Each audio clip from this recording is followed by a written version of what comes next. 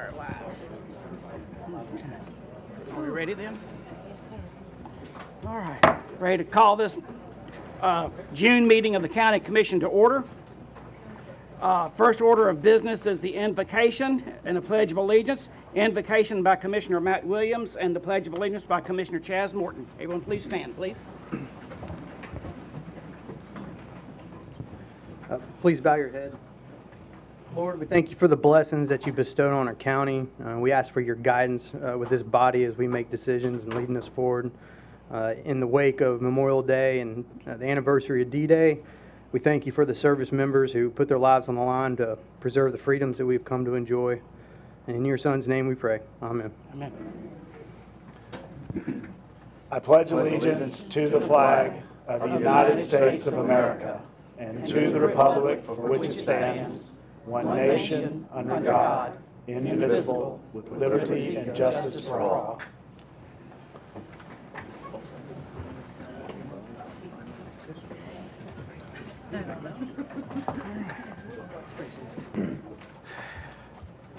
Next we have roll call. If you would please press your present button.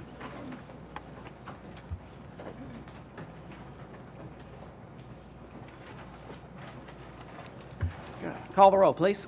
I have 22 present, 2 absent. Commissioner Shaw Bond missed his name. Commissioner Keith Hudson absent. Thank you. Next, we have approval of the minutes. These were emailed to you. Are there any additions or corrections? We'll entertain a motion first, I guess. Move for approval. Okay, we have Commissioner Dwight Jones' motion and Commissioner Landrum the second. Are there any additions or corrections? All in favor say aye, please. Aye. Opposed? Minutes are approved.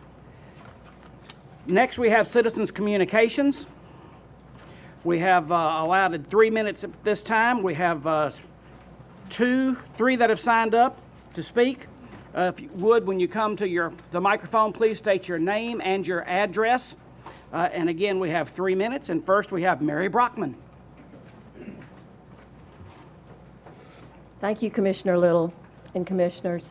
Mayor Anderson, it's a pleasure to be back in this room. I was here as a commissioner serving in the 9th District. There are a lot of new faces, so just a refresher. And one of the most important aspects was I served on the comprehensive land use plan that was begun in 2004 and was implemented in 2007. It was a major accomplishment, there's no question. Looking at the vision for the future for this county was so important in terms of the land use. However, there were some issues that were perhaps not resolved in the area of rural preservation, something that I was particularly interested in. So in 2013, there was an effort led along Old Hillsborough Road to rectify the density of 1-to-1, which was really a suburban density, to the 1 house per 5 acre density, which the majority of this area was already qualified for. So 34 property owners petitioned the commission and asked to downzone from the 1-to-1 to the 1-to-5, and it was a really important pivotal moment for our area to show that we really was an important conservation effort. 34 property owners, that included someone who had 150 acres, someone who had 12 acres, so it was a real cross-section of property owners. So, I'm grateful to Mayor Anderson that he has allowed me to be on the comprehensive update plan that you will hear about tonight from Greg Dale. Greg Dale was the same consultant here originally, so I think there's wonderful continuity. Mike Madison is leading the staff, and then there has been tremendous input from the community. So those 3 elements of this update are so important, and given the fact that the projections of growth in Williamson County, something that we're already seeing but will continue, make this equally important. So it is a crucial step, and I hope that this group will support the recommendations that will be forthcoming. We're not there yet, but I just wanted to sort of put in a plug for one element, and that's the Land Trust for Tennessee. back when we did the original plan, they agreed to help us do an open space plan. And it never really got off the ground, but the framework was there. Well, now it is time. And I was a founding member of the Land Trust for Tennessee and was served on the board for 15 years. And I know I'm biased, but it is a wonderful nonprofit, and their resources in terms of knowledge about the county and the land here is incredible, and they are willing and happy to partner to help us identify strategic landscapes that need to be conserved in some form or fashion. So, and I'm still interested in this historic conservation overlay district idea that I came forth about maybe a year or two ago, but that's a little bit on the back burner, but I still think that could be an important tool, particularly for the Old Natchez area that has so many historic resources. So now I'm not a commissioner, but I'm a stakeholder, and I'm continuing to live on Old Hillsborough Road. My husband says we're not downsizing, so therefore I hope to continue to champion for the beautiful land in Williamson County, as my father used to say, the beautiful Harpeth Hills. Thank you.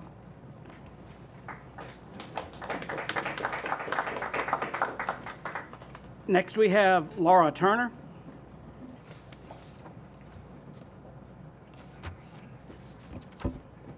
Laura Turner, 1108 Dickinson Lane, Franklin. Good evening, Chairman and Commissioners. I've lived in Williamson County for 35 years. I represent citizens for Old Natchez Trace, and I know that I speak for many other county citizens. For decades now, I've stood to speak in citizen comments regarding the out-of-control growth that has been consuming our county. I feel much like the robot in the TV show Lost in Space, saying, "Danger, danger, Will Robinson," except in this scenario, I and other citizens have been saying, "Danger, danger, Williamson County."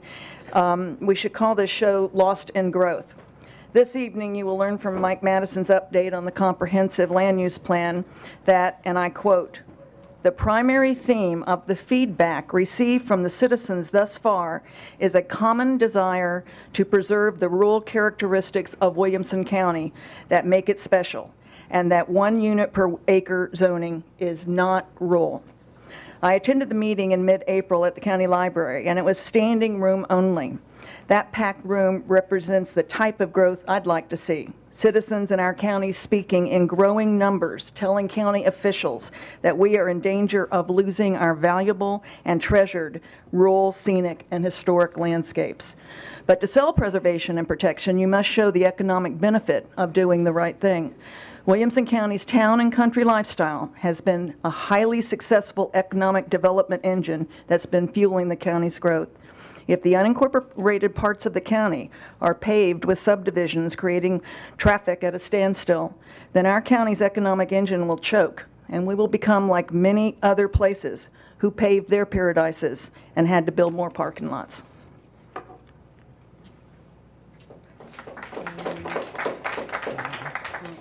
Next we have Dave, and I can't read your last name, so. I'm Dave LaRue, and I've lived out in Montpelier Farms for over 40 years. And I think since the past 20 years or so, we've been very concerned about the growth in Williamson County. To give you a little update, I just read in Fortune magazine where the Nashville growth percentage is in the top cities in the USA. Williamson County has been listed 2 or 3 times in Money magazine and other national magazines as one of the top cities to go to. If any of you have ever been down South Carruthers and seen nothing but rooftops all the way down, my granddaughter took me down there here a couple years ago, and I couldn't believe what it looks like. And what we're asking is the area out toward us in the northwest and west Williamson County, let's don't get it like the rest of this growth needs to be controlled. We feel like there's not been any kind of growth control in this whole county for the past 20 years. I want to ask you, how many cities can you go to and drive down a place like Old Natchez Trace the Natchez Trace Parkway or even Del Rio or any of these county roads around here. And a lot of them, I know we're getting into some problems with schools. I don't know how many letters I've gotten from Looney this past year or so about money for schools. I've got a granddaughter just graduated from Heritage. I'd like anybody to go down and go in that school during class change. You'll get run over. I thank you.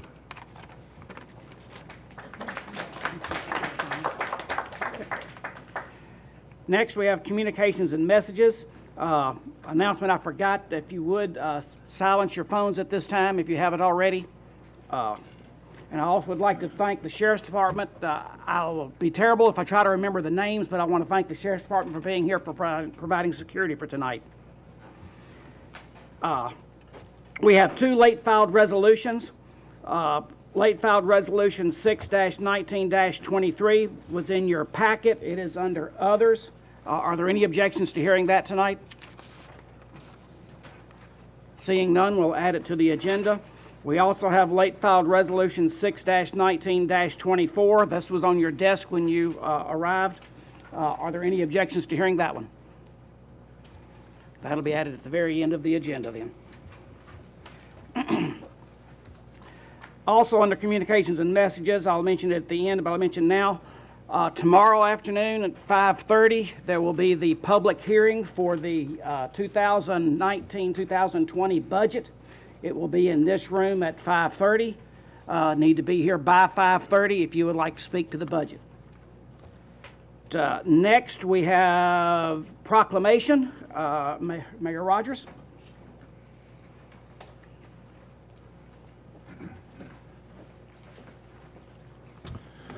Thank you, Mr. Chairman. I have the honor, but I'm going to transfer this honor to the two county commissioners up in the 1st District, Ricky and Dwight, if they just make their way on down here. We're going to have, this is National Dairy Month, and the young lady, while these two gentlemen are coming down, I'll ask Leah Kennedy to come up. And if she's coming up, she's from the Fairview area, I thought it would be appropriate for these two gentlemen to read the proclamation. But let me tell you a little bit about Lee.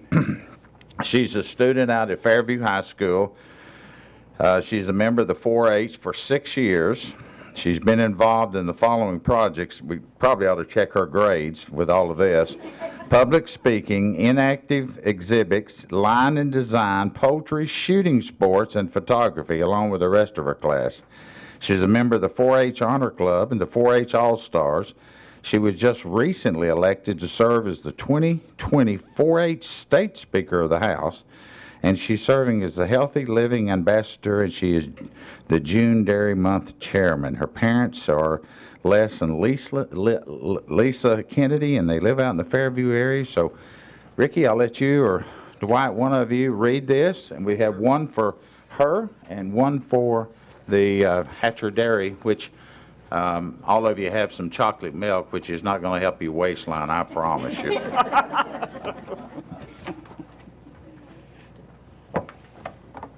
Whereas dairy farmers have contributed to the development and well-being of our community since the earliest formation of Williamson County, and whereas the dairy industry is a major industry in Tennessee and a significant contribution to the economy of our community, and whereas milk and dairy foods provide health benefits and valuable nutrients, and whereas real milk and dairy foods are superior to their imitations in quality, values, and taste, and whereas the 82nd celebration of June Dairy Month, highlighting the dairy industry, will occur during the month of June 2019. Now therefore it be resolved that I, Roger C. Anderson, as Mayor of Williamson County, do hereby proclaim the entire month of June 2019 shall be observed as Dairy Month in Williamson County, and urge all citizens to better understand, recognize, and observe this worthy industry. Here you go.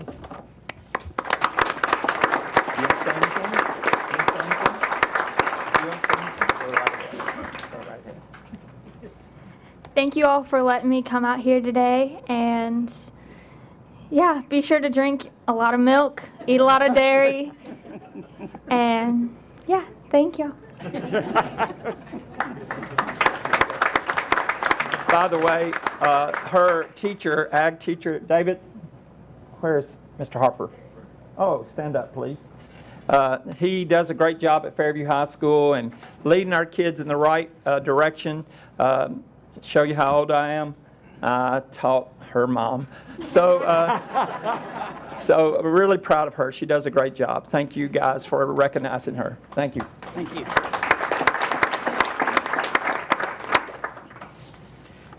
Next, for another proclamation, Commissioner Webb.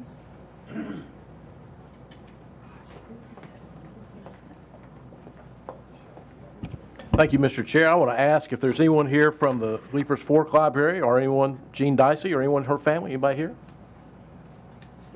I'm here. I'm short, but she snuck up behind me. All right. This proclamation will establish the Jean C. Dicey Children's Corner in the Leapers Fork branch of the Williamson County Public Library. Whereas in 1988, Jean Dicey and other community members worked with county representatives to establish a branch library for the community in the recently closed Hillsborough School. And whereas after hard work and dedication to the project, the new library branch opened in June 1989 with Jean Dicey overseeing the operations.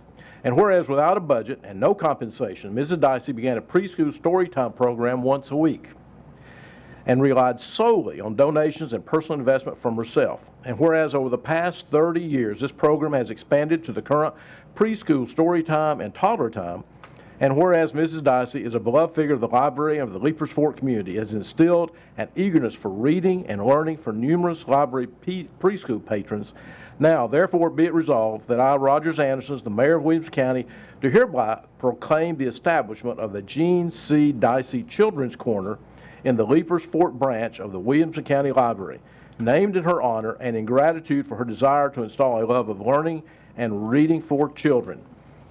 So we appreciate Mrs. Dicey and her dedication. Sorry they're not here, but you can accept that on her behalf. Thank you.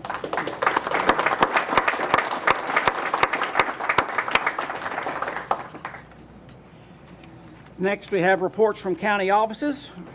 Mayor.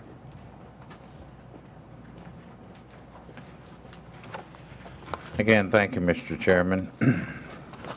If I could, at this time, I'll ask Nina Graham, our budget director, to step forward and kind of go through some of the snapshots of the financial picture for the last 30 to 60 days. And immediately following that, I'll ask Mike Madison to come up and introduce everyone that's going to be associated with the presentation night on the comprehensive land. Nina?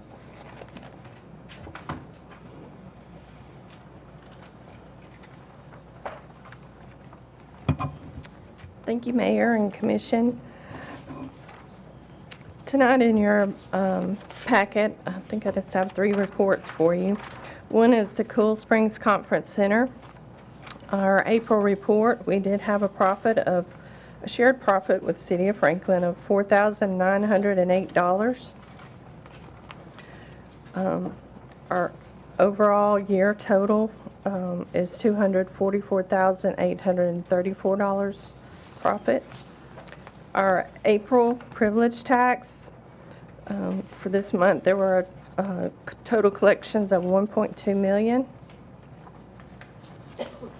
The education impact fee, the life-to-date collections for that has been $34.5 million. We have used $6.6 million on projects this past fiscal year, with net collections of $27.9 million. Those paid under protest are a little over $10 million, and $17.8 million available for upcoming projects. That's all of my reports for this evening. Are there any questions? Seeing none, thank you, Nina.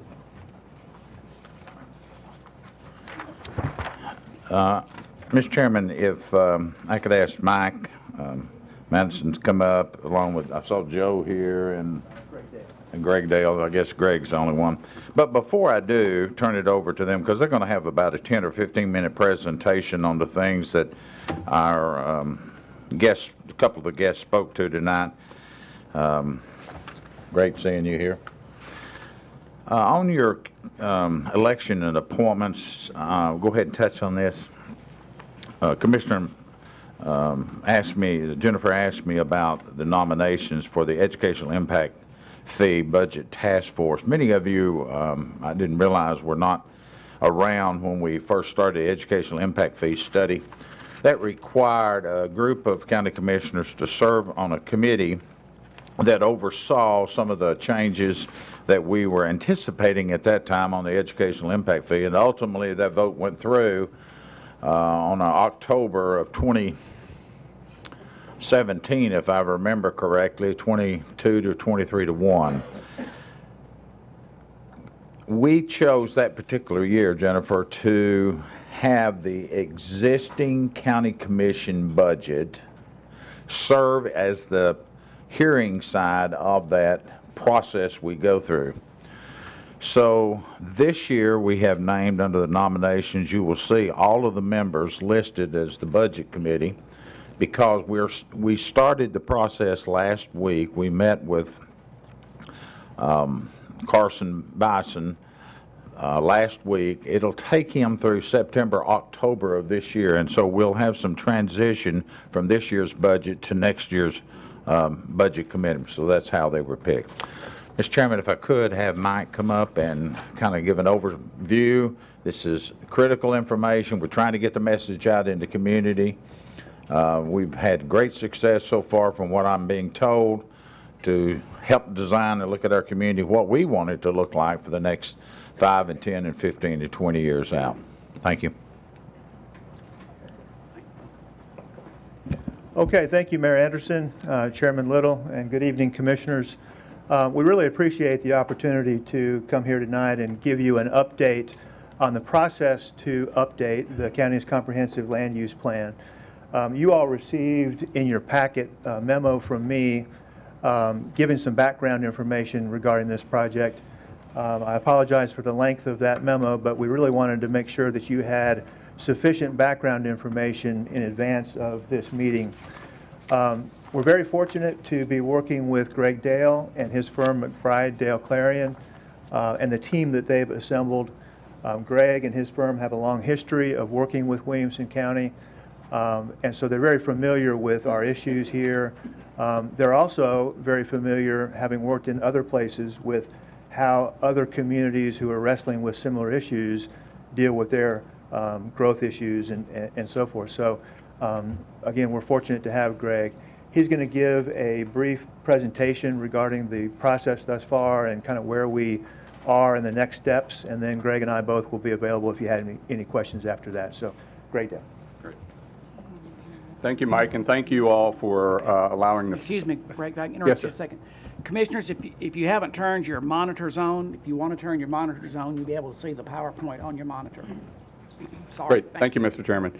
So I would like to cover 4 points here as we summarize the status of this update. But one of the things that I would emphasize as I get started is we are not here tonight asking you to make any decisions.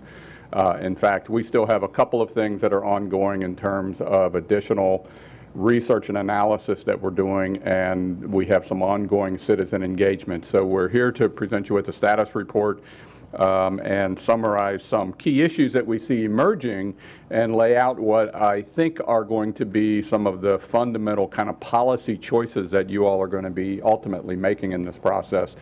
But again, we would ask that we allow the process to continue and be very deliberate with that. So what I'd like to do is cover 4 things here. We want to talk a little bit about what we've called the plan assessment, which is literally looking back at your plan, which is now has about 10 plus years of life to it. How have we done in terms of implementing that plan? What does that look like? And that will be both successes and some challenges. Second, to talk about the public comments to date. Third, to talk about what we have tended to call the fork in the road here, which is, again, a very fundamental policy choice and policy decision that I think this county needs to be making at this particular time in its history. And we'll cover that. And then we'll talk about where we go from there in terms of the rest of the process.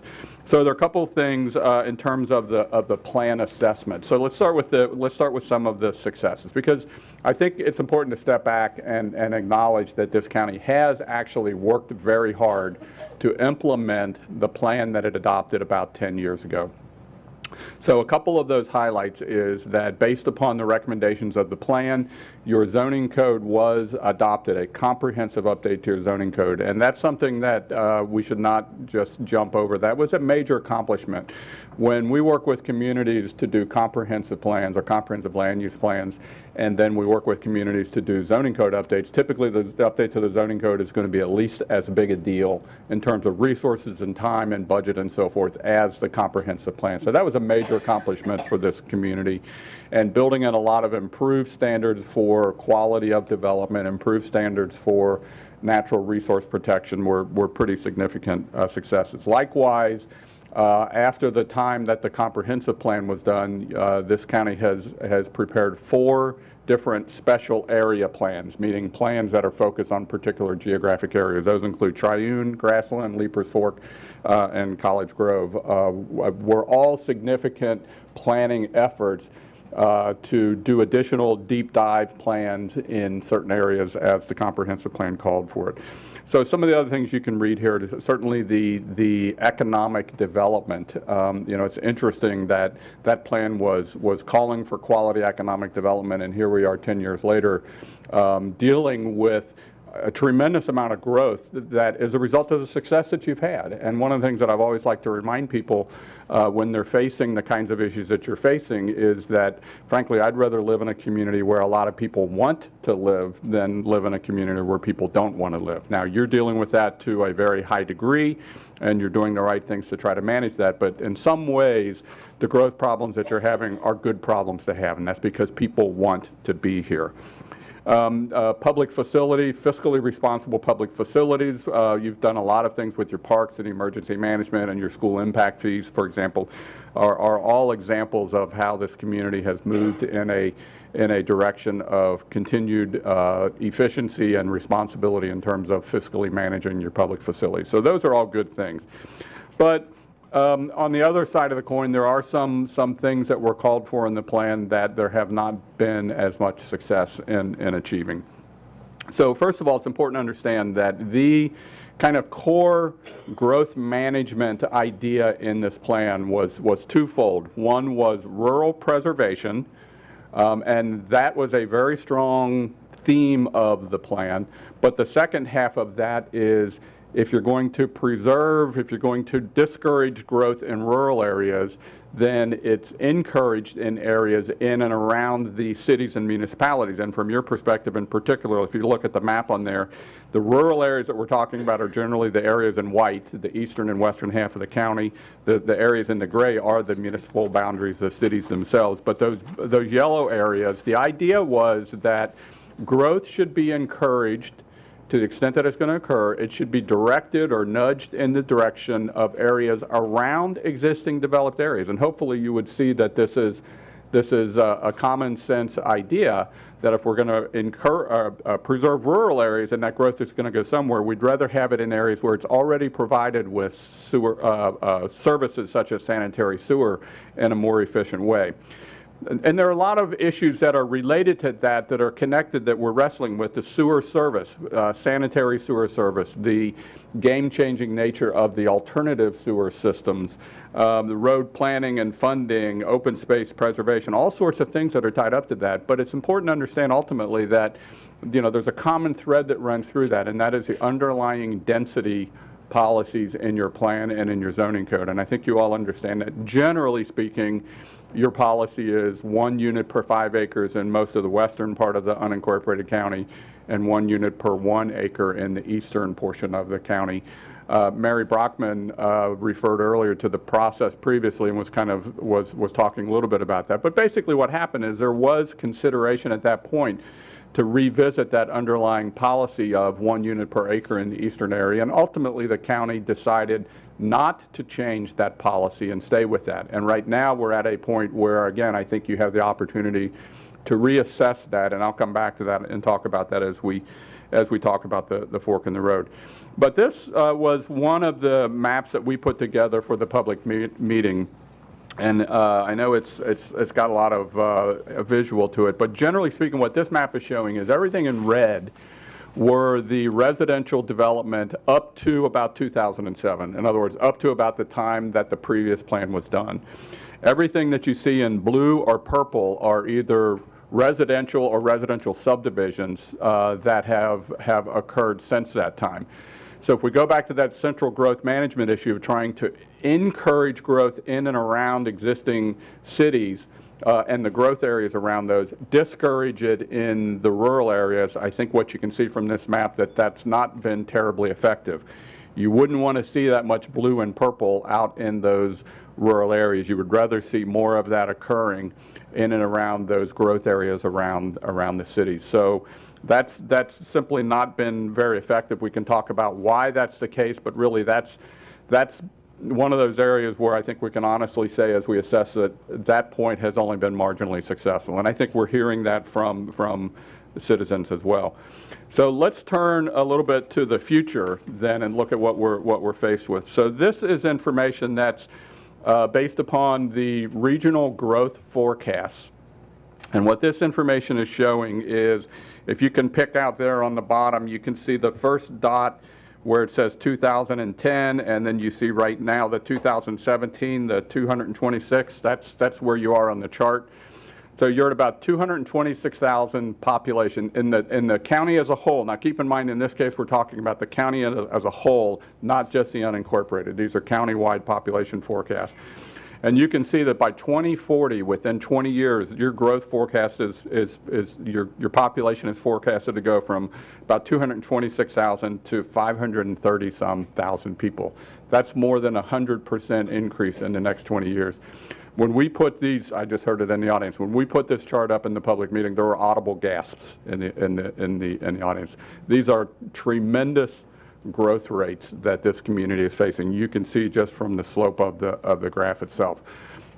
Frankly, a lot of us have a hard time wrapping our head around that much growth, but these are legitimate growth forecasts. Now, they're not predictions. They're not something that you say you have to accept it. They're just saying that this is where the growth is taking us. The bottom line is you are in one of the hottest spots in one of the hottest regions in the county in terms of growth and development pressures. You are looking at literally in this county more than doubling your population within the next 20 years, right? So that's an eye-opening set of information for us in this process. So let's look at what that could look like. The other thing that we've done is to do some analysis, some GIS, Geographic Information System, computerized analysis of not how much growth might you have, but where could you potentially accommodate that growth. So what this map is showing is essentially what you have now, showing the dot patterns, where I think every dot on this map, I think is something like 2 dwelling units, but that's not important. You can see the pattern. So you can see along the center, along the interstate, you can obviously see where Brentwood and Franklin and so forth are located. You can get a sense of that. So that's what you have now. In terms of what you are zoned to accommodate based upon your current zoning, that's what this would look like. Now again, this isn't factoring how fast. This is literally just saying, if you took your existing zoning policies and you theoretically filled them up according to those policies, what do you have? And this is what it looks like. So here's the thing that's I think important here. When we were working with the community on this plan 10 years ago, folks generally understood what the proliferation of 1-acre subdivisions could potentially look like. But there was a little bit of a sense that there's so much land out there that we might have some 1-acre subdivisions occurring, but it just didn't have that immediacy. What you have now is this kind of perfect storm of the density that allows for this development and the growth forecast out there that are driving it now. And the third piece of that perfect storm is the growing technology and acceptance of the alternative systems, the alternative sewer systems, which used to act as a natural brake on development when you had to have septic tanks that perked at certain sizes and so forth. But now with the growth pressures that you have, the density that you allow, and the alternative systems that are enabling it to occur, you are getting to a point where you need to make some choices. So let me throw one other piece into the puzzle here, and that is the public comment that we're hearing to date. Keeping in mind I think you all saw in your memo that there is an open online survey that's still active. And by the way, I encourage anyone who's listening to encourage people to go take that survey. The more people that can take that survey, the better we are. Basically, that's an online survey that's an online version of the public meeting that we have. So my point is that the jury's still out a little bit on the public comment. But you know, here's what we're hearing. And again, I don't think you would look at this and be surprised at a lot of what we're hearing. Very strong concern about the loss of rural landscape. When we ask the question, do you continue to support the current planning policy of preserving rural landscape and preserving rural character, we are hearing a resounding yes so far. It is a very strong, one of the speakers mentioned earlier, they're right, it's been a core theme that we're hearing through this process. Obviously, you're not surprised to hear people concerned about the increase in traffic.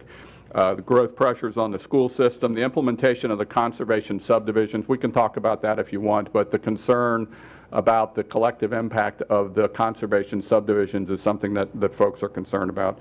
Very strong support for rural preservation, very strong support for open space preservation, which is similar but can be very different. So in open space preservation, you're thinking not just about rural character, which might be low density development and operating and functioning farms, but you might also then think about open space preservation, which is permanent protection of open space, which is a little bit different.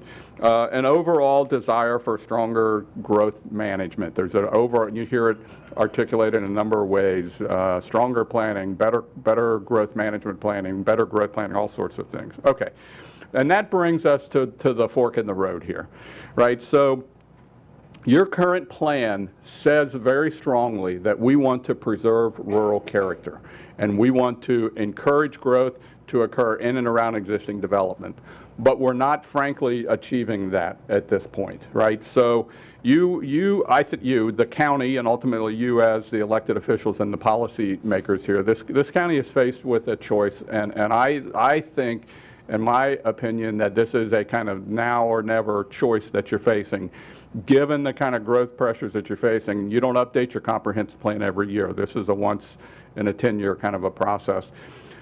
Does the county still want to preserve rural character in unincorporated areas by focusing the majority of the growth in and around the municipalities? That's what your current plan says. Or does the county want to conclude that the continuation of the suburban development throughout the unincorporated east in particular is acceptable and that the previous policies are no longer appropriate? I think that's the choice that this community is going to face. Again, I want to be careful to say that we as planners, the staff, the advisory committee, you as elected officials, we're not quite ready to make that choice yet because we need to do some more work. But I think, just preparing yourself for the idea that that's really the choice that is ultimately going to need to be made here. Because if we make the choice that we don't want to fundamentally change the planning policies in the eastern half of the county, and if the growth pressure is occurring the way it's forecasted to occur, then that sets up a whole series of issues that you're going to have to deal with as a county in terms of traffic and public facilities and all sorts of things. So basically now is the time to be making that choice. So there are a couple of things that are still out there. We are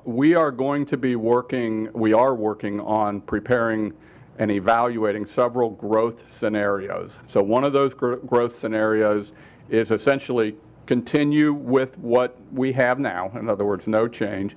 And another scenario is what happens if you do change those basic planning policies, particularly the underlying density in the eastern part of the county. How does that look? How does that perform? And we're going to be looking at it in at least three different ways. What do each of those scenarios, and you'll literally see two scenarios and evaluations of those scenarios, what do they look like in terms of the community character issues, the rural preservation community character issues? That's one. What do they look at in terms of road impacts? Right? If we lower densities in rural areas, we encourage more of that growth to occur in those urban growth boundaries. What does that look like from a traffic perspective? And that will allow us to look back, if you recall, at that traffic study that was done last year, which kind of set the stage for this discussion. And then we'll also be looking at it from a fiscal impact perspective. Mayor Anderson referred to Carson Bice in terms of the school impact fee. Well, Carson's working with us on this as well, so he knows the area, he knows the fiscal climate here. So when we compare those two scenarios, what does that look like from a fiscal impact perspective? So that's where we're going from here. We still have more work to do in terms of the public outreach to finish that. I don't want to jump the gun on that, but again, based on what we're hearing, I would be shocked if we conclude anything other than there is a very strong sentiment in the community to truly preserve that rural areas. That rural preservation is very important. So that's where we are. We still have some work to do, but I did think it was important that we give you a preview of the fact that not necessarily tonight, but sometime down the road, we've got a pretty important fork in the road to be looking at here and make some choices as a community about what the basic policy direction of this is. So that's my presentation. I'd be happy, or I know Mike would be happy to help answer any questions that you have about that. Are there any questions at this time? Commissioner Sturgeon. Thank you, Chairman. I'm just, I'm excited that we're looking at this, but what's going to be different this time than last time that we went through this whole process and still we're where we are right now? So what's going to be different? Well, I think you will have the same choice. So the fork in the road, last time the community made the choice, and that was to not address the underlying zoning. How did the community do that? Well, so that's a good question. So during the process, I say the community because there was a process. It was over a year-long process, and we had multiple different community meetings and multiple different advisory committee meetings and so forth. So there was the idea in the plan that we put forth as planners, which is you do have this issue with regard to the density that you're allowing in at least the eastern part of the county, and essentially perhaps you should consider addressing that. And honestly, I don't remember the details, but through the process, frankly, what happened is, landowners became concerned about the impact on their land of this decision, and there was ultimately a decision that was made through the advisory committee, ultimately the planning commission, and ultimately the decision was made to not change that zoning. Mike, do you want to elaborate on that at all, or is that? Not much. I think that's a good summation of what took place. I think Greg mentioned during his presentation that during the initial process back in the mid-2000s, at one point the plan policies and recommendations were leaning toward reducing the densities in the eastern part of the county. And those were draft policies that were in the plan at one point. And as Greg mentioned, in response to some concerns that were raised kind of late in the process by landowners concerned about property values and property rights, kind of a collective decision with the advisory committee, and then ultimately Planning Commission and County Commission at that time made the decision not to change the densities, and that got carried forward in the zoning.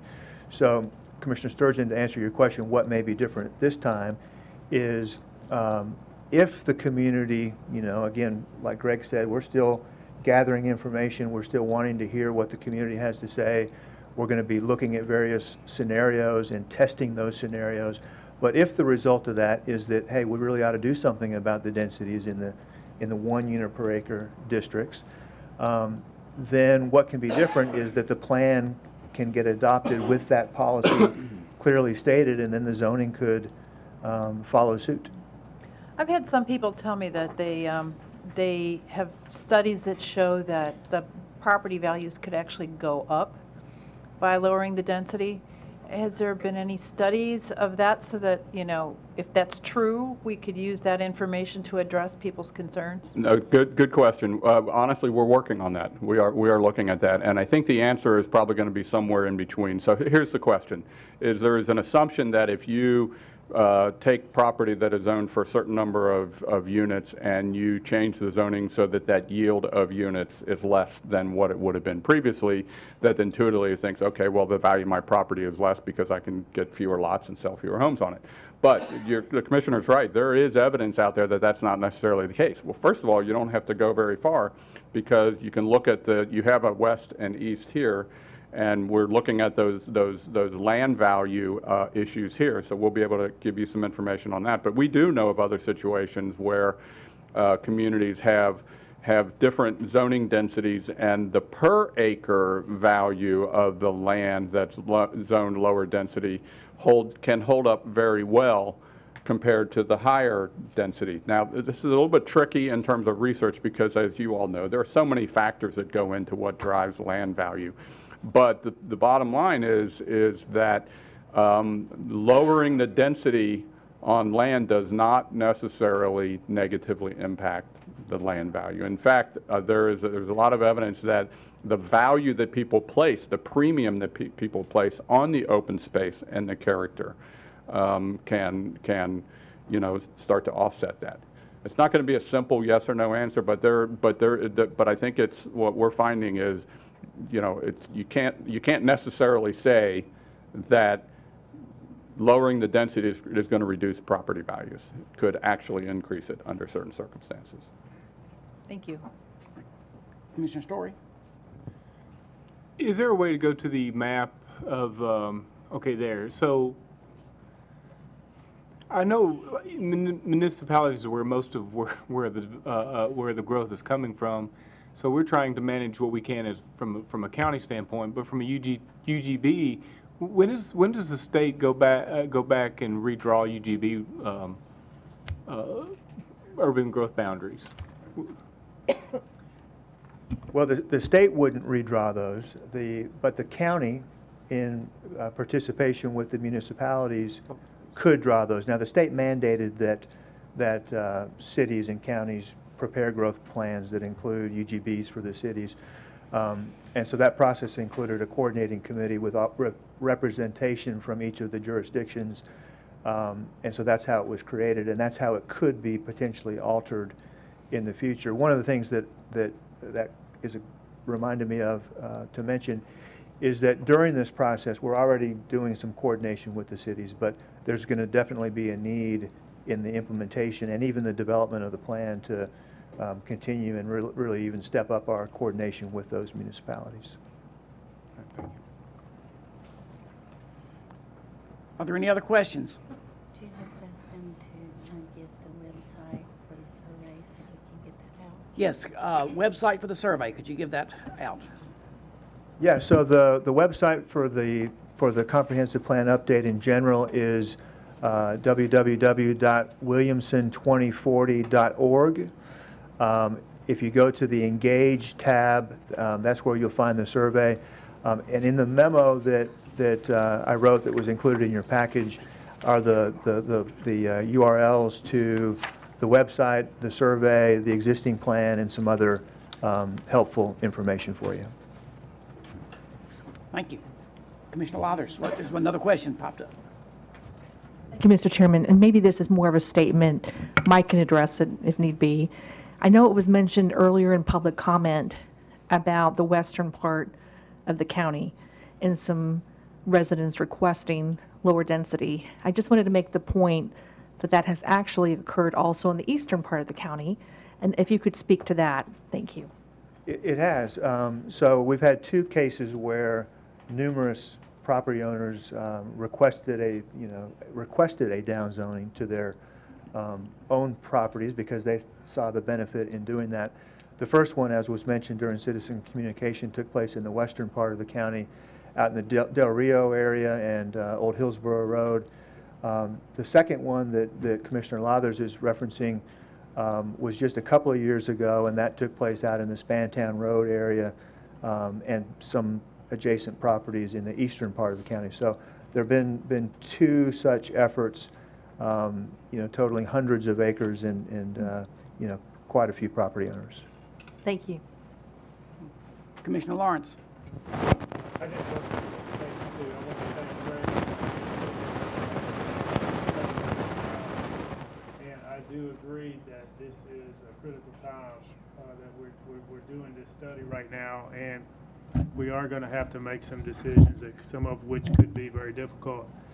So it will be incumbent, I think, on all of us as commissioners to get in touch with our constituents and inform them of what's going on, because as more people learn about these numbers and look at the maps and see what's about to happen if we don't make some changes. I think most people do agree that we are going to lose our the rural character, or a big chunk of the rural character of our county if we don't do something. And so I do think, as Greg said, it's now or never. We've got to do something rather quickly to address these problems. So thank you, Greg. Thank you.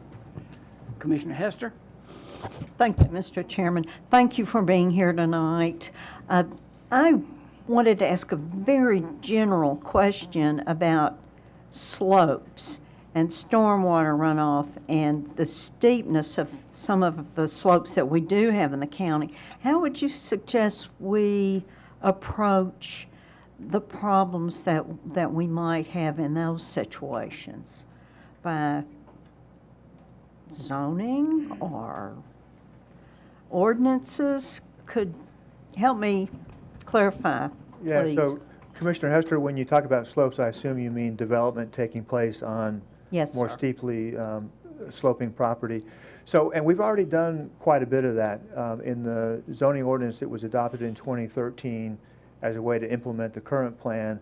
We beefed up a lot of our natural resource protection, including those related to what kind of development can happen on steep slopes. So it's much better than it used to be. But the way that took place is that the plan talked about the need for preserving natural resources such as slopes. And so those policies that were included in the plan kind of set the stage for us to incorporate those types of provisions in the zoning ordinance. So the same thing could happen now where people's desires for preserving certain areas or certain types of natural resources can get expressed in the plan and then carried out when we implement the zoning, when we revise the zoning ordinance to implement the plan. Thank you. Thank you, Mr. Chairman. Thank you. Commissioner Bethard? Yeah, back to the urban growth boundaries, because you said something that caught my ear. I've always been under the assumption that we had little to no control over the municipalities and what they determine they're going to do with the urban growth boundaries. I know this body voted a couple of years ago asking the state to give us that authority. Our state representatives at the time did not take that in the form of a bill. You mentioned something that we work closely with the municipalities on those urban growth boundaries. Can you explain that further? Well, yeah, I appreciate the question because I probably didn't state that very clearly.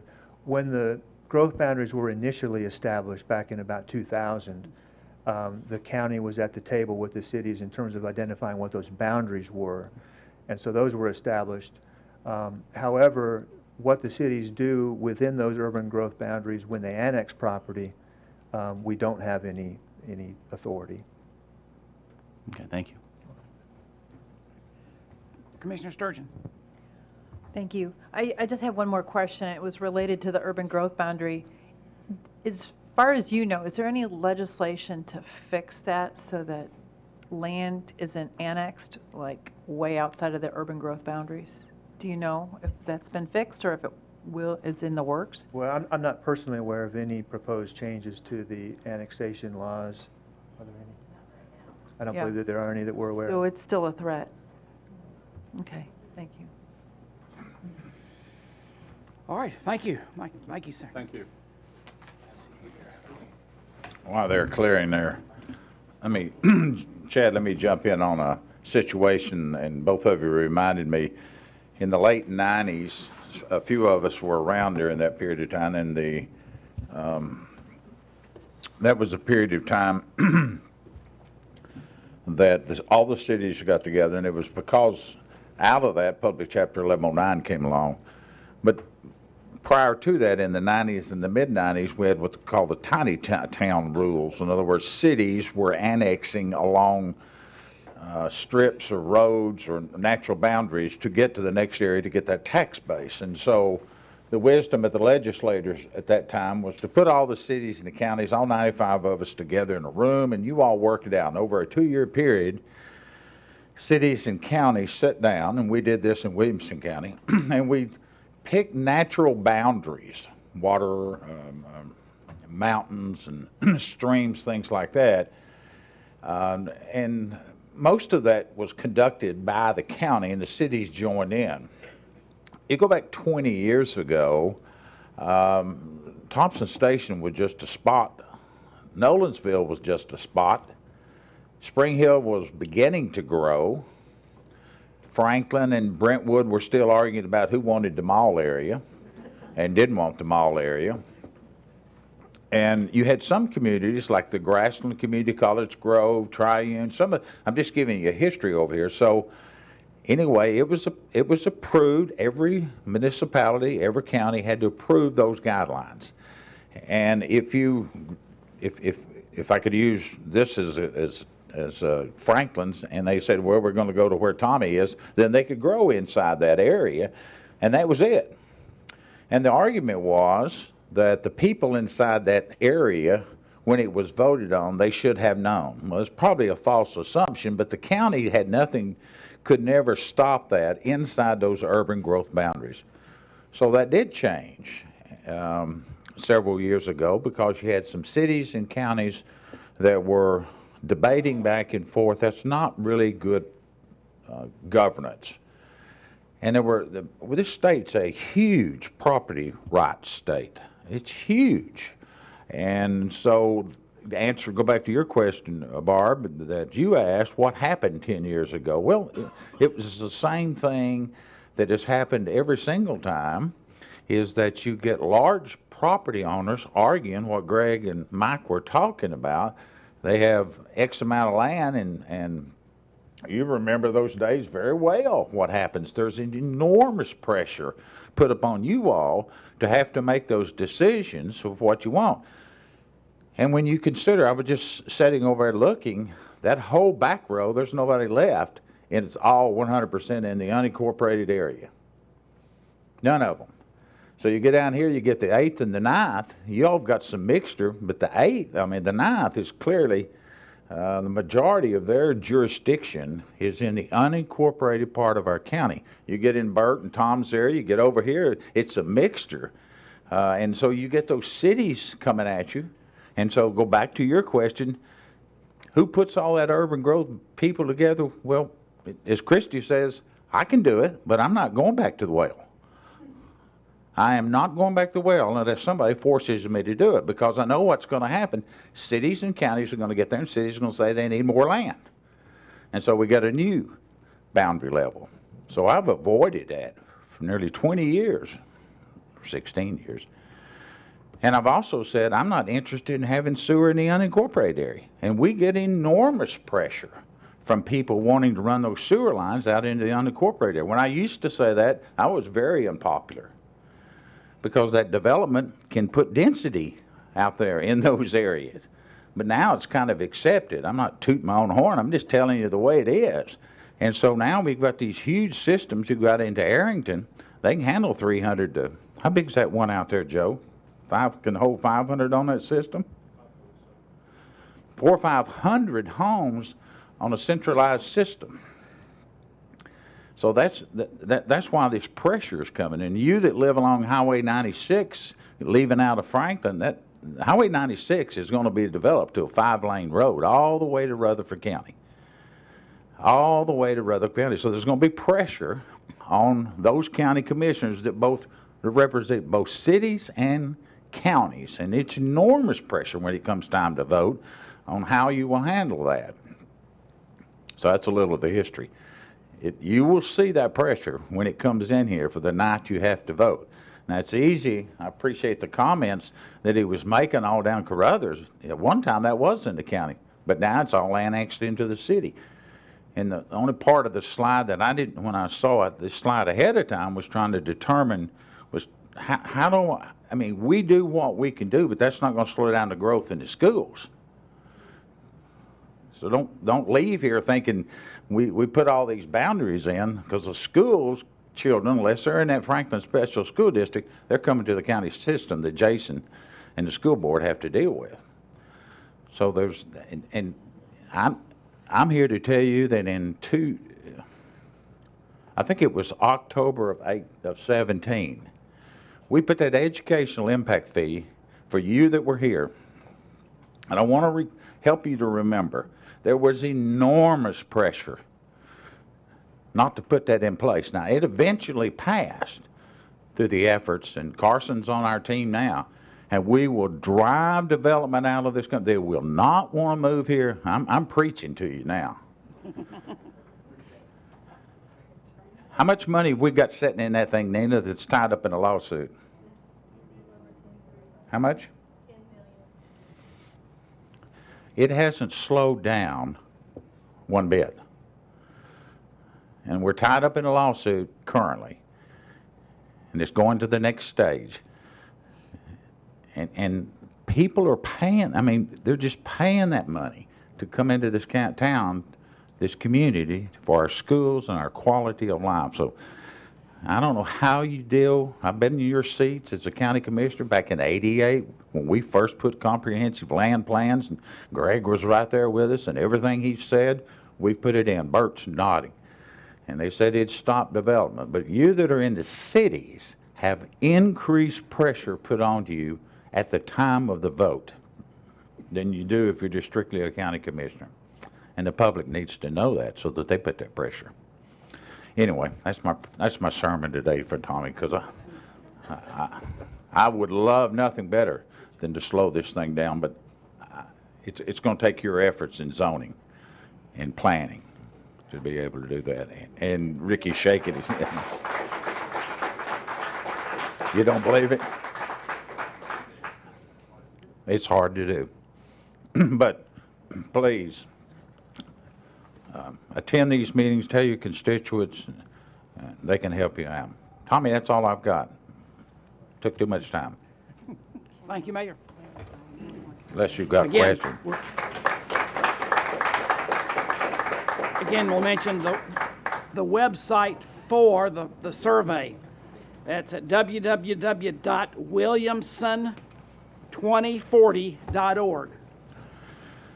I do have one other thing. Joe reminded me, census time is around the corner, and if where'd Joe go? He's right there. I put Joe in charge of it again. We had 183,000 people here in 2010.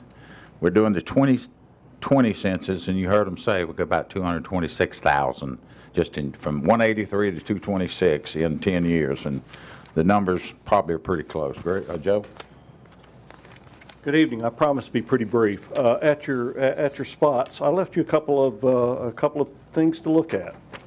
First of all, this is Census 101, and this sort of outlines why we do a census. And you know, we go through this, and this is coming up next April, and there's a lot of reasons we do it. It's in the Constitution. It's about fair representation. It's about redistricting. But it's also about money. And pulled out some figures several months ago from the George Washington Institute of Public Policy. Every person we count, additional person we count, is worth $1,981 per annum. So it's very important we get the count right. And to that end, that's what the Complete Count Committee is about. You'll be hearing more and more about their work in the coming months. We have done some amount of work. We're working with the municipalities, working with business interests, media, the schools, and the like.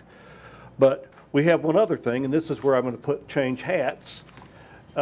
It's a commercial time.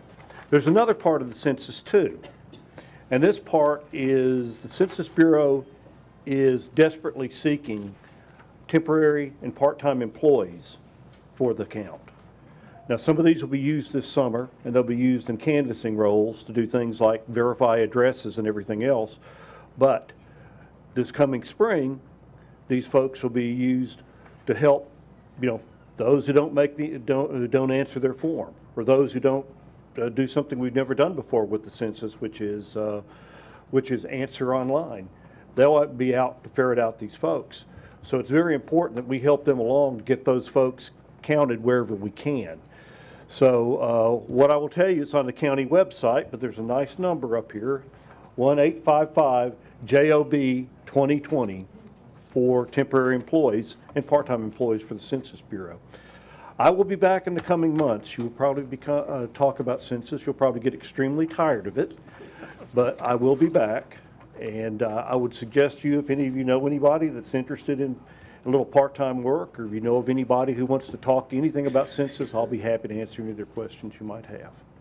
Thank you. Anyone have any questions of Jeff? Seeing none, thank you, Jeff. Thank you. All right, next we have our interim direction of school, Dr. Golden.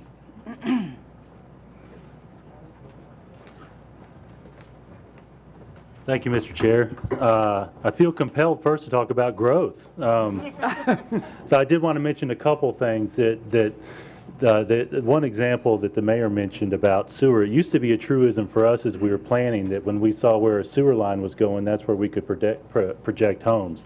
The reality is as the price point and value for developers grows, it becomes possible, economically feasible for them to put plants in large subdivisions, and so we're even seeing that trend change, that we're having to be more widespread in our focus as we're looking at growth. So that was triggered in my mind. There are so many complexities to this. I want to give you a couple of numbers. We're projecting 1,048 new students for this coming year, and we base our projections on the end of the first month, basically Labor Day of each year. Over the course of our school year after that first month this past year, we grew by about 350 students through the bulk of the school year. So if you do the math on that, about 2/3 of our new students or so come in the summer months before school starts. And so this is the time of year where folks are moving in. And largely, as you know, if you're involved in large corporations, it's a big transition time for families. So we do experience that growth, as you all know, and we're probably one of the most obvious indicators of growth for you, especially because you all have to find a way to fund the growth, especially for students. So I want to thank you for that. And I also want to add the thank you that we typically give from a district perspective personally, because I am filling in as interim at this moment. As we're transitioning superintendents, I want to give a personal thank you to many of you who've spoken to me directly. So thank you for that support, and thank you for support of our school system. One of the things that I noticed as I was sitting there, I pulled up the county commission agenda, and I happened to hit, when I Googled it, on the list of departments. And I can't name every department in the county that's helped us in some way that we've been able to work with. And so not only is it you all as a commission who's trying to fund us, but the individuals behind me who lead departments have been really good to the schools. And so it's just been reemphasized to me as I've gone through this process with Dr. Looney transitioning out, that we've got a really good team here. And it's not just the schools, it's not just the county commission, it's all these departments, it's the business community. There are a whole lot of reasons why people want to come here. And I'm excited about our future, and I'd rather have some of these problems that we're struggling with than some other problems that some other communities have. So I'm encouraged. I do want to let you know that we do have on the agenda for you all a number of end of budget year corrections, some of the things that are tougher to budget for. That's what you're going to see. And then a couple of revenue items that at the end of the year we transition some money over from the school system to you. So I'm open to any questions if you have them. Any questions? Mr. Webb? Do you have the number for the upcoming school year?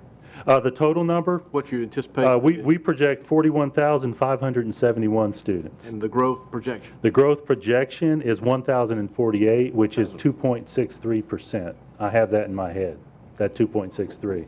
Okay. For what that's worth. 2.63 is a good number. Thank you. Yes, sir.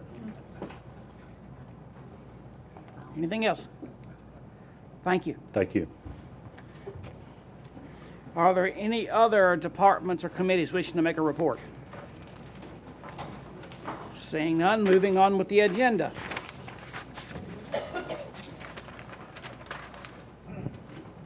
Thank you. I'm just a little concerned that the hospital is not here. There's been, we get 3 pages of information. There's a $10.4 million shortfall in cash, and I think we need to have the hospital here to answer some questions, at least if not this month, next month. How do we ensure that we get the hospital represented during reporting? We can make that request to them. I'll make that request that they have someone here at our All July right. meeting. I would appreciate it. Thank you.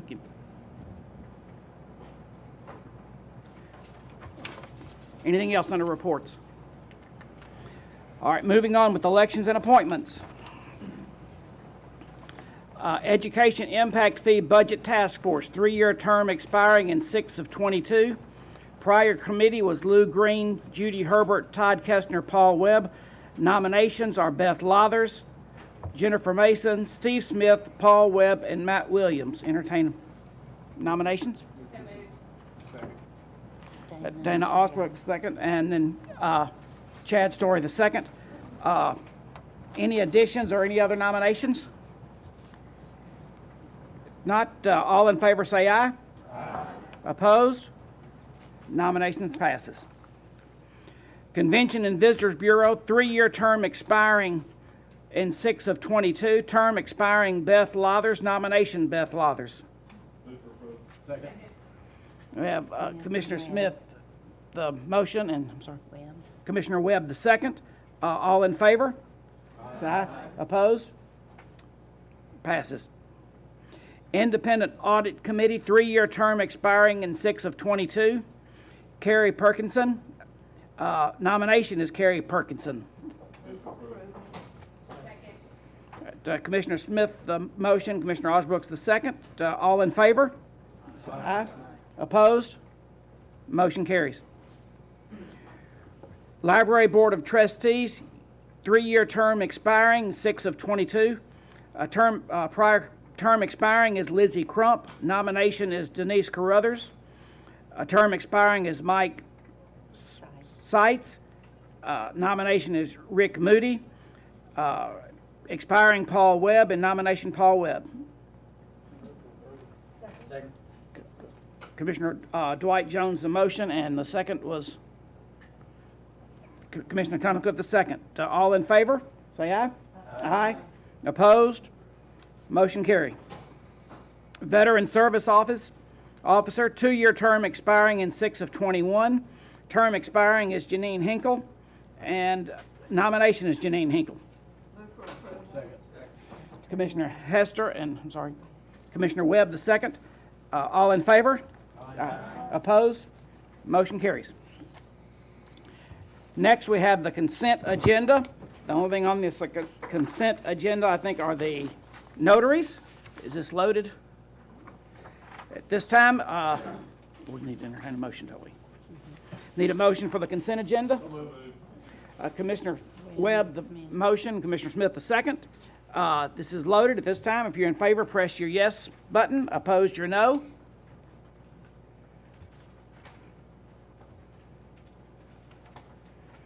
Got several still.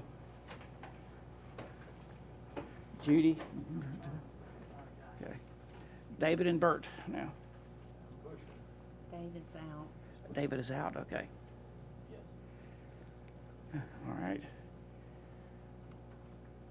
All right. So, record the vote, Ms. Anderson. Please are yes. 0 no. Thank you. Resolution passes. All right. Next, we have appropriations. Resolution 6-19-1. Resolution retirement adjustment in the amount of $553,715 in the General Purpose School Fund. Commissioner Beal? Move for approval. Second. Commissioner Tunnicliffe the second. School Board was 12-4-0 against. Education Committee? 4-4-0 against. Budget Committee? 4 yes, 0 no. Explanation, please. This is the school board's request for additional funds to fund their pension. It's based upon the fact that the state's now released the amounts for the county pension cost. Are there any questions? Seeing none, I assume you're ready to vote. If you're in favor, press your yes button. Opposed, your no. I was waiting for it to get it up there.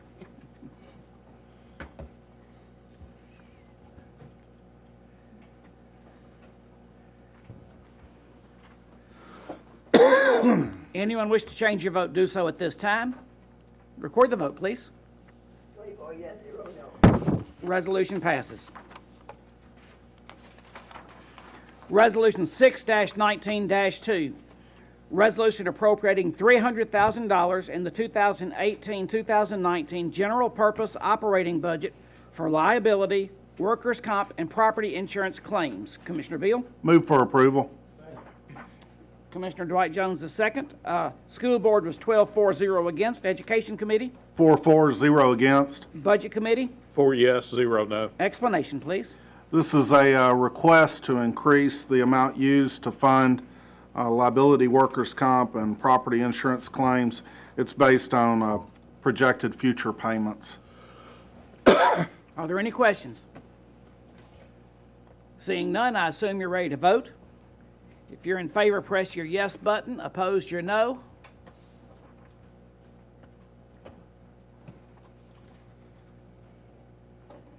Anyone wishing to change your vote, do so at this time. Record the vote, please. Resolution passes. Resolution 6-19-3.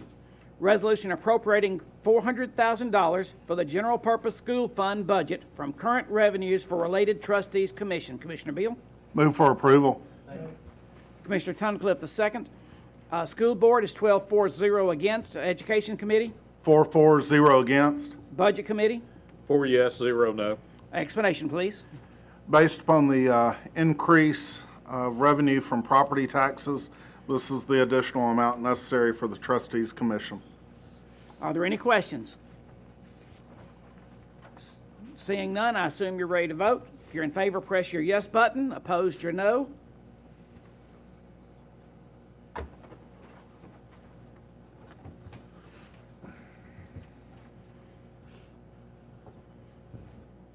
Oh.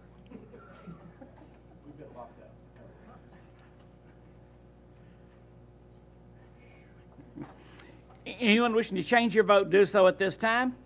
Record the vote, please. Resolution passes. Resolution 6-19-4. Resolution appropriating $267,220 from the General Purpose School Fund for SRO officers. Commissioner Beal? Move for approval. Sorry, who was it? Commissioner Story the second. The School Board was 12-4-0 against. Education Committee? 4-4-0 against. Budget Committee? 4 yes, 0 no. Explanation, please.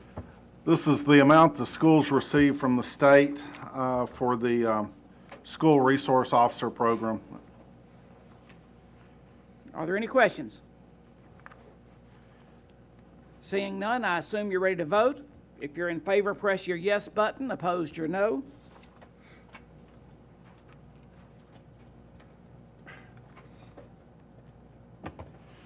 Anyone wish to change your vote, do so at this time. Record the vote, please. Resolution passes. Resolution 6-19-5. Resolution appropriating $499,901 from the General Purpose School Fund balance reimbursing the Central Cafeteria Fund for indirect cost. Commissioner Beal? Move for approval. Commissioner Tunnicliffe the second. School Board was 12-4-0 against. Education Committee? 4-4-0 against. Budget Committee? 4 yes, 0 no. Explanation, please. The board took nearly $500,000 from the cafeteria fund to cover that to cover those costs. The state requires 3 months of reserve, and this was a return of those funds. Are there any questions? Seeing none, I assume you're ready to vote. If you're in favor, press your yes button. Opposed, your no.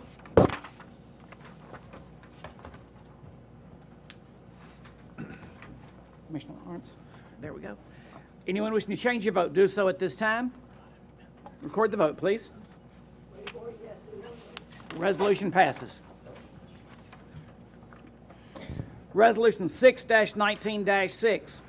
Resolution appropriating and amending the 2018-19 solid waste sanitation budget by $250,000 revenues to come from unappropriated solid waste and sanitation fund balance. Commissioner Smith? Move for approval. Commissioner Lathers the second. Budget Committee? 4 yes, 0 no. Explanation, please.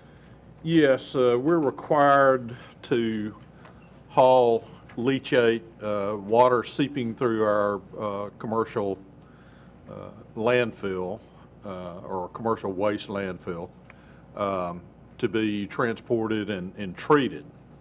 The amount of commercial waste in the landfill has grown. The amount of water in the form of rainfall this spring was a little heavy, and so we need more funds to provide that haul and treat service. So that's what these funds are for. Are there any questions? Seeing none, I assume you're ready to vote. If you're in favor, press your yes button. Opposed, your no.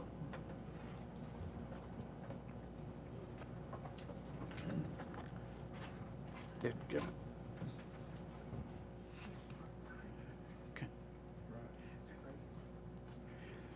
Anyone wishing to change your vote, do so at this time. Record the vote, Ms. Anderson. Resolution passes. Resolution 6-19-7, resolution appropriating and amending the 2018-19 Parks and Recreation budget by $31,785. Revenues to come from donations. Commissioner Smith? Move for approval. Second. Commissioner Osbrooks the second. Parks and Recreation Committee, they meet? No, sir, we didn't meet. Okay. All right. Budget Committee? 4 yes, 0 no. Explanation, please. Donations. Are there any questions? Seeing none, I assume you're ready to vote. If you're in favor, press your yes button. Opposed, your no.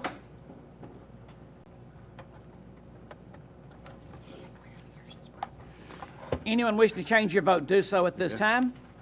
Record the vote, please. Resolution passes. Resolution 6-19-8, resolution appropriating and amending the 2018-19 county clerk's budget by $10,000 for additional postage, revenues to come from unappropriated county general funds. Commissioner Smith? Move for approval. Second. Commissioner Osbrooks the second. Budget Committee? 4 yes, 0 no. Explanation, please. These are funds collected through the sale of tags that need to be moved so the clerk's office can use them to pay for postage. Are there any questions? Seeing none, I assume you're ready to vote. If you're in favor, press your yes button. Opposed, your no.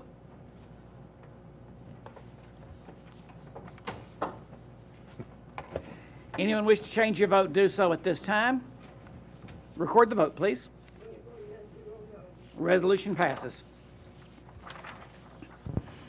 Resolution 6-19-9, resolution appropriating and amending the 2018-19 medical examiner's budget by $18,975. Revenues to come from unappropriated county general funds. Commissioner Smith? Move for approval. Commissioner Hester the second. Public Health Committee? Public Health did not meet. Okay. Budget Committee? 4 yes, 0 no. Explanation, please. It's difficult to predict at the beginning of the year during the budget process the number of deaths and therefore autopsies that are going to be needed. So this is these are dollars just to adjust for the numbers that we've experienced. Are there any questions? Seeing none, I assume you're ready to vote. If you're in favor, press your yes button. Opposed, your no. Anyone wish to change your vote, do so at this time. Record the vote, Ms. Anderson. Resolution passes. Resolution 6-19-10, resolution appropriating and amending the 2018-19 county attorney's budget by $95,000. Revenues to come from unappropriated county general funds. Commissioner Smith? Move for approval. Commissioner Dwight Jones II. Budget Committee? 4 yes, 0 no. Explanation, please. With various things going on, including the education impact fee and the legal activities surrounding that and some other things, we need additional funds in that budget line. Are there any questions? Seeing none, I assume you're ready to vote. If you're in favor, press your yes button. Opposed, your no.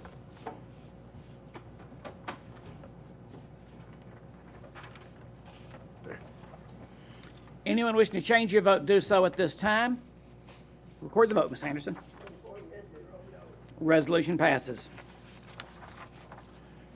Resolution 6-19-11. Resolution appropriating and amending the 2018-19 County General Miscellaneous Budget by $24,000.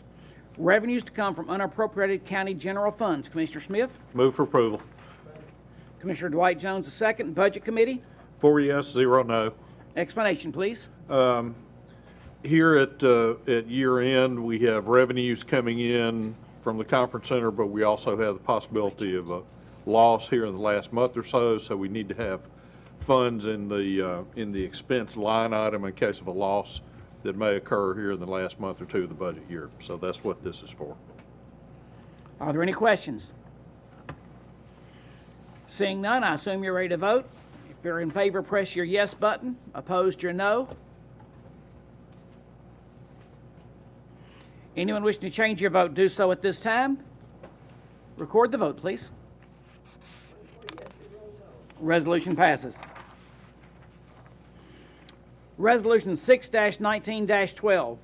Resolution appropriating and amending the 2018-19 highway budget by $5,000 for Trustees Commission. Revenues to come from unappropriated county fund balance. Commissioner Smith? Move for approval.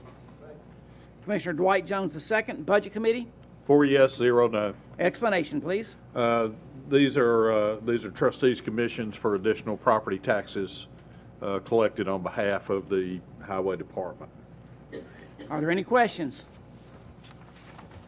Seeing none, I assume you're ready to vote. If you're in favor, press your yes button. Opposed, your no.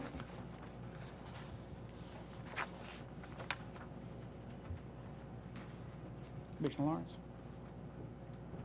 Anyone wish to change your vote, do so at this time. Record the vote, please. Resolution passes. Resolution 6-19-13. Resolution appropriating and amending the 2018-19 general debt budget by $180,000 for Trustees Commission. Revenues to come from unappropriated county fund balance. Commissioner Smith? Move for approval. Commissioner Dwight Jones II. Budget Committee? 4 yes, 0 no. Explanation, please. This is Trustees Commission on the General Debt Services Fund. Are there any questions? Seeing none, I assume you're ready to vote. If you're in favor, press your yes button. Opposed, your no.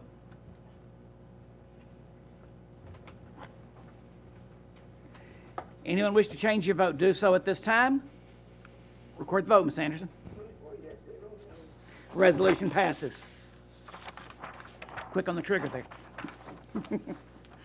Resolution 6-19-14. Resolution appropriating and amending the 2018-19 Rural Debt Service budget by $250,000 for Trustees Commission. Revenues to come from unappropriated county fund balance. Commissioner Smith? Move for approval. Commissioner Dwight Jones II. Budget Committee? 4 yes, 0 no. Explanation, please. Same as General Debt Service. This is the Rural Debt Service Fund Trustees Commission. Are there any questions? Seeing none, I assume you're ready to vote. If you're in favor, press your yes button. Opposed, your no. Anyone wish to change your vote, do so at this time. Record the vote, Ms. Anderson. Resolution passes. Resolution 6-19-15. Resolution appropriating and amending the 2018-19 Rural Debt Service Fund by $838,980 for interest payments. Revenues to come from undesignated fund balance. Commissioner Smith? Move for approval. Commissioner Dwight Jones II. Budget Committee? 4 yes, 0 no. Explanation, please. When we issued bonds back in the fall, we did not have the funds provided for in the budget to pay the interest cost.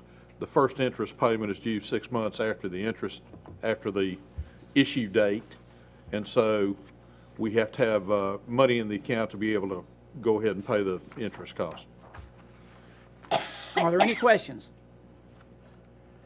Seeing none, I assume you're ready to vote. If you're in favor, press your yes button. Opposed, your no. If I push it on this side instead of that side. Anyone wish to change your vote, do so at this time. Record the vote, Ms. Anderson. Resolution passes. Resolution 6-19-16, resolution appropriating and amending the 2018-19 General Debt Service Fund by $1,594,017 for interest payments, revenues to come from undesignated fund balance. Commissioner Smith? Move for approval. Commissioner Dwight Jones, the second. Budget Committee? 4 yes, 0 no. Explanation, please. Same situation, just for the General Debt Service Fund interest payments. Are there any questions? Seeing none, I assume you're ready to vote. If you're in favor, press your yes button. Opposed, your no.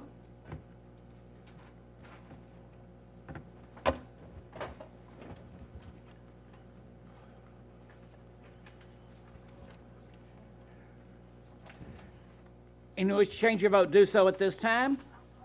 Record the vote, please. Resolution passes.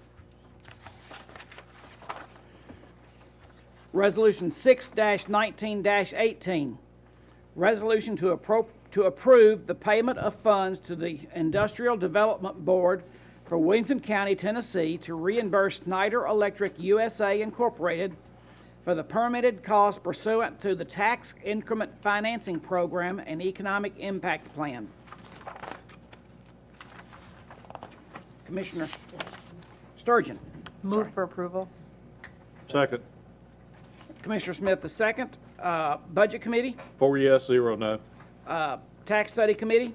3-4-0 no. Property Committee? 4 yes, 0 no. Explanation, please. Yeah, back in 2015, the commission agreed to a tax increment financing program and economic impact plan for Schneider Electric. And basically now it's time to give them their money back, which is for this year $149,424.48. None of that includes the taxes collected for schools. And we are obligated to do this for 10 years or up to $2.110254 million. Any questions? Seeing none, I assume you're ready to vote. If you're in favor, press your yes button. Opposed, your no. Anyone wish to change your vote, do so at this time. Record the vote, Ms. Anderson. Resolution passes. Did I skip one? Because I've got 17. 17's next. That's right, we're in appropriations now, we're into regular. Never mind. Okay. It's getting late. Resolution 6-19-17. Resolution authorizing the Williamson County Mayor to execute a grant contract with the State of Tennessee Children's Services concerning state supplemental juvenile court improvement funds. Commissioner Smith? Move for approval. Commissioner Dwight Jones, the second. Budget Committee? 4 yes, 0 no. Explanation, please. This is grant money through the state, $9,000 a year for 5 years, $45,000. Are there any questions? Seeing none, I assume you're ready to vote. If you're in favor, press your yes button. Opposed, your no.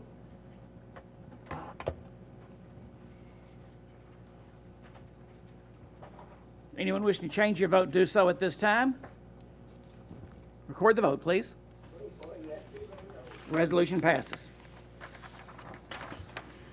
Resolution 6-19-19, a resolution accepting a donation of material and labor from Skanska USA on behalf of Williamson County Juvenile Services for the construction and remodeling of Mimi's room. Commissioner Ricky Jones? Move for approval. Second. Commissioner Tunnicliffe, the second. Law Enforcement Public Safety Committee? 5-4-0 against. Explanation, please. This is a donation. Oh, Property Committee, I'm sorry. 4 yes, 0 no. Sorry, thank you. This is a donation.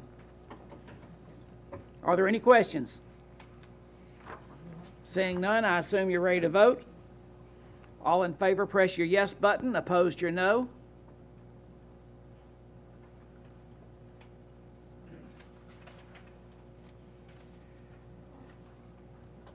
Anyone wishing to change your vote, do so at this time. Record the vote, Ms. Anderson.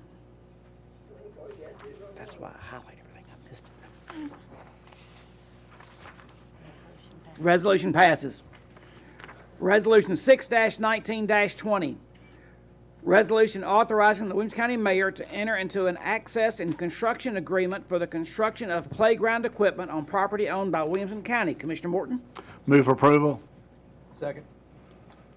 Commissioner Williams is second. Property Committee? 4 yes, 0 no. Explanation, please. This year's class leadership, Franklin, one of the groups, decided to take on a project over at the Community Child Care Center to put in a new playground. Over there, they raised some funds, and this is allowing them to get that work done out there. Are there any questions? Seeing none, I assume you're ready to vote.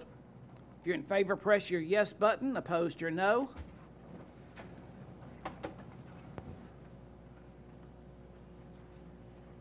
Anyone wish to change your vote, do so at this time. Record the vote, Ms. Anderson. Resolution passes. Resolution 6-19-21. Resolution approving and authorizing the county mayor to execute the medical and prescription benefit plan contract with Cigna Health and Life Insurance Company. Commissioner Smith? Move for approval. Second. Commissioner Osbrook's the second. Purchasing and Insurance Committee? 4-0 against. Budget Committee? 4 yes, 0 no. Explanation, please. This is just a renewal of our health and prescription benefit plan for the county employees. Are there any questions? Seeing none, I assume you're ready to vote. If you're in favor, press your yes button. Opposed, your no.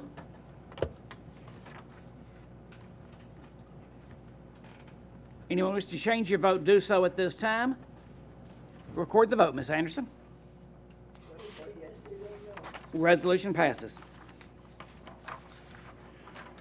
Resolution 6-19-22.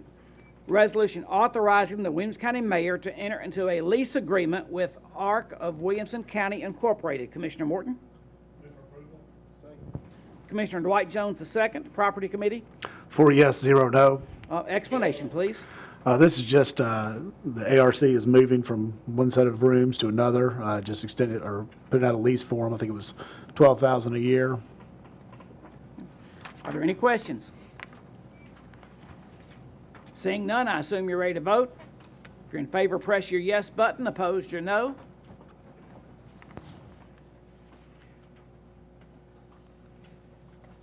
Anyone wish to change your vote, do so at this time. Record the vote, please. Resolution passes. Late filed resolution number 6-19-23. Resolution authorizing the Williamson County Mayor to sign a contract with the State of Tennessee Department of Children's Services for the provision of juvenile detention services. Commissioner Smith? Move for approval. Second. Commissioner Osbrook's the second. Property Committee, Budget Committee? 4 yes, 0 no. Explanation, please. This is just a contract reimbursing us for housing juveniles in our detention center. Are there any questions? Seeing none, I assume you're ready to vote. If you're in favor, press your yes button. Opposed, your no.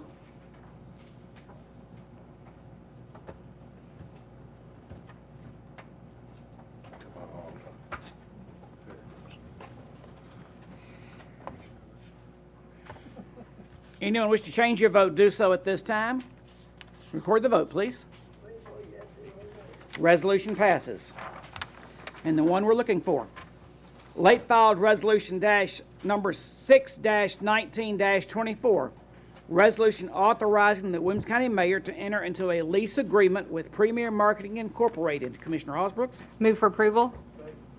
Commissioner Dwight Jones the second. There was no committees that heard this. Explanation, please. Yes, there is a property located at 300 Beasley Drive, Unit 101, that Premier Marketing currently has had a 12-month lease, and there is a desire to continue that lease. Are there any questions? Seeing none, I assume you're ready to vote. If you're in favor, press your yes button. Opposed, your no.